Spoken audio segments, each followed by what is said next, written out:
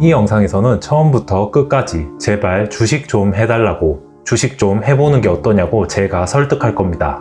그런데 꼭 주식을 하라는 건 아니에요. 지금 주식이 바닥을 치고 있으니, 은행 금리가 0%를 향해 가고 있으니 하라는 얘기는 더더욱 아닙니다. 주식 말고 부동산을 하든지 금을 사든지 달러를 사든지 아니면 다른 무언가를 하든 상관이 없습니다. 제발 뭐라도 좀 하라는 거예요. 저 좋으라고 말고 여러분들 좋으라고요. 그리고 시장에 대해서 이해를 하기 시작하면 사람들이 조금씩 바뀌기 시작하더라고요.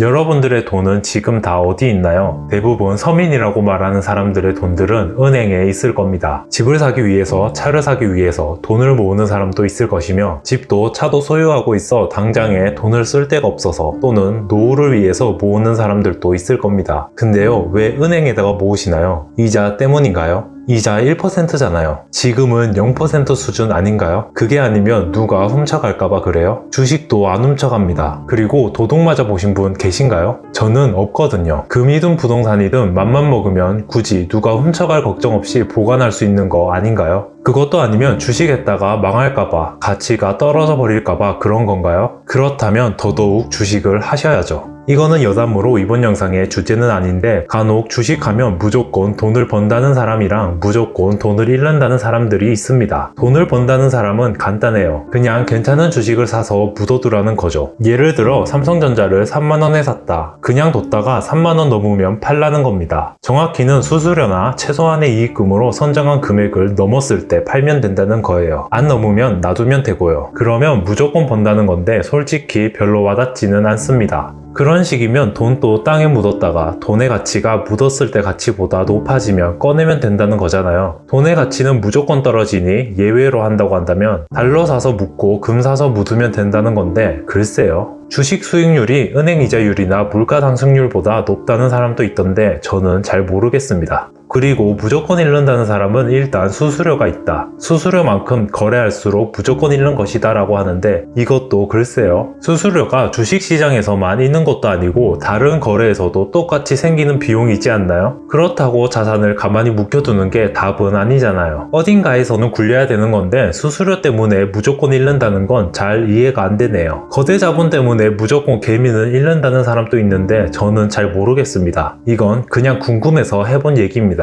주식은 무조건 번다와 주식은 무조건 잃는다는 사람들이 어떤 생각으로 그런 얘기를 하는지 궁금해서요. 그런 생각을 가지신 분들이 있으면 댓글로 좀 알려주세요. 왜 무조건 벌고 왜 무조건 잃는 건지. 다시 주제로 돌아오면 제가 할 얘기는 주식이 돈을 번다 또는 잃는다 라는 얘기를 하고 싶은 게 아니라, 주식뿐 아니라 돈도 금도 부동산도 가치가 바뀐다는 거예요. 아까도 얘기했지만 주식 가치가 떨어져 버릴까봐 주식을 못한다는 분들은 돈의 가치가 떨어질까봐 두렵지는 않나요? 나라가 망하지 않는 이상 설마 그러겠어 라고 생각하시는 건가요? IMF 당시 2,000원에 가깝게 치솟았던 환율은 2008년 외환위기 당시 1,500원 정도로 치솟았죠. 최근 10년 동안에도 1,000원에서 1,300원을 왔다 갔다 하고 있습니다. 돈의 가치는 왔다 갔다 해요. 하루에도 무려 1에서 2%씩, 많게는 5%씩 왔다 갔다 합니다. 이건 괜찮나요? 시장에서는 끊임없이 가치가 변합니다. 1,000원짜리 과자 한 봉지를 카드로 사면 900원일 때 이 과자는 얼마인가요? 1,000원이라고 생각하시나요? 아니면 900원인가요? 이 과자의 원가는 500원이었습니다. 다시 한번 이 과자는 얼마인가요? 500원인가요? 1,000원은 너무 비싸네. 원가가 500원인데 이 과자는 이제부터 700원이야 라고 생각하시나요? 당신 마음대로입니까? 시장의 가치 변화는 존중받아야 합니다. 이 과자의 가격은 1,000원이에요. 돈 주고 살 때는요. 카드를 주고 살 때는 900원입니다. 500원에 사고 싶으면 당신이 공장에서 떼오면 돼요. 그리고 그랬을 땐 이 과자는 500원이 맞습니다. 과자의 가치는 바뀌고 반대로 돈의 가치도 바뀐다는 겁니다. 한마디로 1,000원의 가치는 마트에서 과자를 살 때는 과자 한 봉지만큼의 가치를 가지고, 공장에서 직접 살 때는 2봉지만큼의 가치를 가지며, 카드를 이용해서 살 때는 과자 한 봉지보다 더 가치 있는 금액이 되는 겁니다. 그리고 여러분들은 이걸 모르지 않아요. 알게 모르게 이 과정을 누구보다 잘 실천하고 있습니다. 대한민국 신용카드 발행 건수는 대한민국 인구보다 많습니다. 그 많은 신용카드를 그냥 발급하셨나요? 현금만 쓰는 게 이득인지 카드를 함께 사용하는 게 이득인지 꼼꼼하게 고민하고 발급하신 거잖아요. 통신요금을 정할 때도 내가 내는 통신요금에 따른 혜택을 확인하고 심지어는 멤버십 등급도 확인하고 등급에 따른 혜택과 통신요금을 비교한 후 결정을 합니다.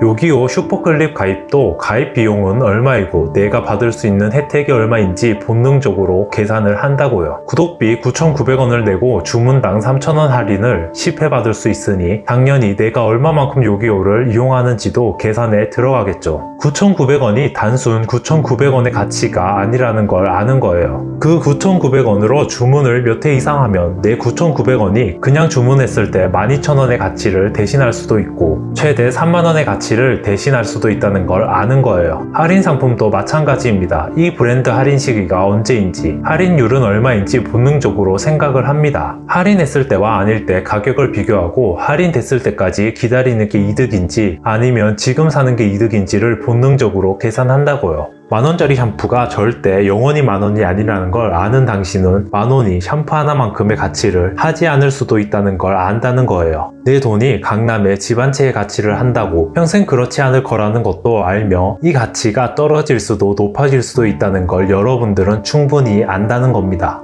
물건이나 서비스, 재화와 용역이라고 부르는 것들의 편의상 돈으로 가치를 매겼을 뿐 돈이 절대적인 가치의 기준이 아니라는 걸 알아요. 똑같은 만원이라도 가치가 달라진다는 걸 압니다. 그럼에도 많은 사람들이 돈만큼은 돈으로 모읍니다. 정확히는 본인의 자산을 돈만으로 모으려고 한다는 거예요. 나는 주식도 하고 부동산도 하고 금이나 다른 펀드에도 관심이 있어라고 하신다면 늦게 얘기해드려 죄송하지만 이 영상을 끄셔도 됩니다. 그런데 돈을 모을 거야 라면서 묵묵히 진짜 돈만 모으신다면 제발 주식이라도 하라는 겁니다. 몰라서 손해볼 것만 같은 그 기분을 모르는 건 아닙니다. 근데요, 모르면 배우면 되잖아요. 언제 어디가 얼마만큼 할인하는지, 내가 지금 이 카드를 얼마만큼 더 쓰면 등급이 어떻게 되고 혜택이 어떻게 되는지 다 외우고 계신 분들이라면 충분히 다른 것도 할 수 있습니다. 오늘은 계란이 비싸니 김을 사야지. 저 가게는 1,000원 더 비싸지만 재료를 국산을 써. 또는